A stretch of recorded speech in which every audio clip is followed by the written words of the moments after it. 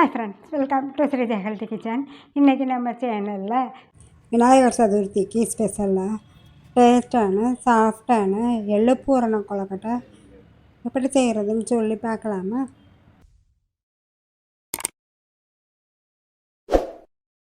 இந்த கொழுக்கட்டை பண்ணுறதுக்கு ஃபஸ்ட்டு ஒரு ஃப்ரைங் பேனில் 1 கப் பச்சரிசி மாவு இல்லாட்டினா 1 கப் புட்டு மாவு எடுத்துகிட்டு ஒரு 3 நிமிஷம் இந்த மாதிரி வதக்கிடணும்.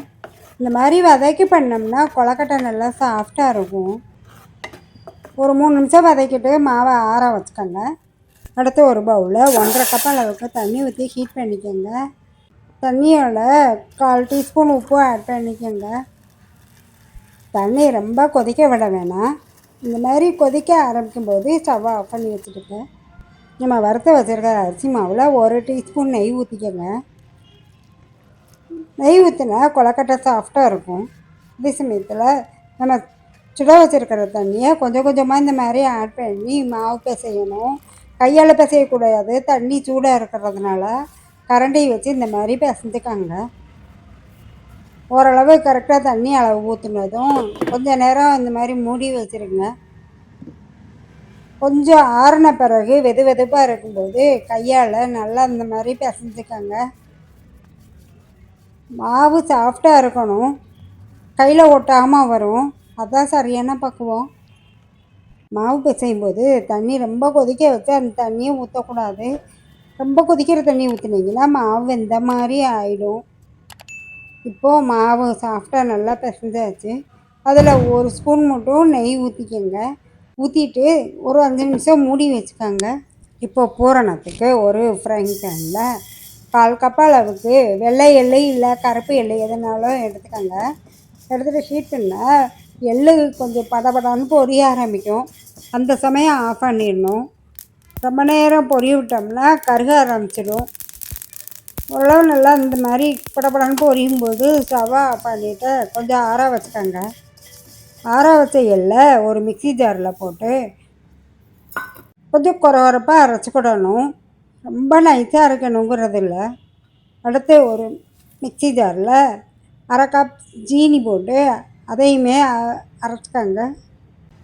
ஒரு ஃப்ரைங் பேனில் 2 டீஸ்பூன் நெய் ஊற்றி ஒரு 1/2 கப் அளவுக்கு துருவின தேங்காயை ஆட் பண்ணிக்கோங்க. இந்த தேங்காயை ரொம்ப நேரம் வதக்கணும் அப்படிங்கிறது கிடையாது. ஒரு 2 நிமிஷம் அப்படி வதக்கினா போதும். தேங்காயை ஒரு 2 நிமிஷம் வதக்கினாலும் அதோட நம்ம ரோஸ்ட் பண்ணி அரைச்சி வச்சுருக்கிற எள்ளையும் ஆட் பண்ணிக்கோங்க.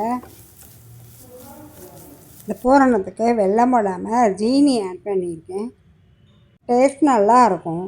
இப்போ நம்ம அரைச்ச ஜீனியையும் ஆட் பண்ணிக்கோங்க. அதோட 1/4 டீஸ்பூன் ஏலக்காய் தூள் போட்டுக்கோங்க. போட்டுட்டு எல்லாத்தையும் நல்லா மிக்ஸ் பண்ணணும். ஸ்டவ்வை ஒரு 2 நிமிஷம் லோ ஃப்ளேம்லேயே வச்சு கிண்டி விடுங்க.